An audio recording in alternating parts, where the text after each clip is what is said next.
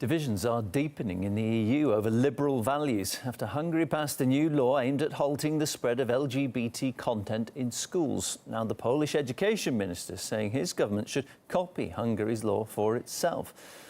Well, the law passed by the Hungarian parliament outlaws the depiction or promotion of LGBT material to children. It bans the sharing of content on homosexuality or gender reassignment to people under 18 in sex education lessons and in films and adverts. The controversial law overshadowed other topics at last week's EU summit, with half of member states, led by Germany and France, voicing their condemnation in a statement. And European politicians didn't mince their words when asked to comment on the thorny issue. I can understand gays and lesbians, but what I don't understand at all are transgender people. If you undergo a sex change operation, you're basically committing a crime of self-harm. These people are really intrinsically disgusting to me. The Hungarian bill is a shame. This bill clearly discriminates against people on the basis of their sexual orientation. And it goes against all the values, the fundamental values of the European Union. I am defending the rights of the homosexual guys, but this law is not about that. It's about the right of the kids and the parents. The law is about that to decide what kind of way the parents would like sexually educate the kids, exclusively belonging to the parent. I said to Viktor Orban, if you don't like it and you can't comply with that, there is also an alternative, and that's to get out of the union.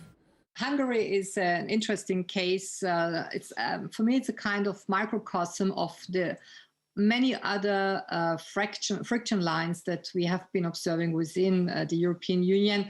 Let's say ever since 2008-9, it started with the financial crisis. We had a north-south fraction. We had, ever since the migration crisis of 2015, this east-west watershed line.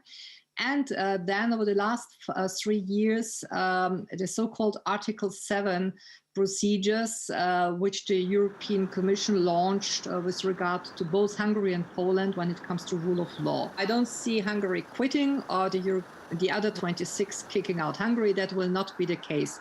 But what we see definitely is this poisonous atmosphere that is there, and that has also triggered inter alia Chancellor Merkel to say, well, we should rethink the veto position when it comes to foreign policy because of Hungary's position with regards to China, with regards to other foreign policy issues.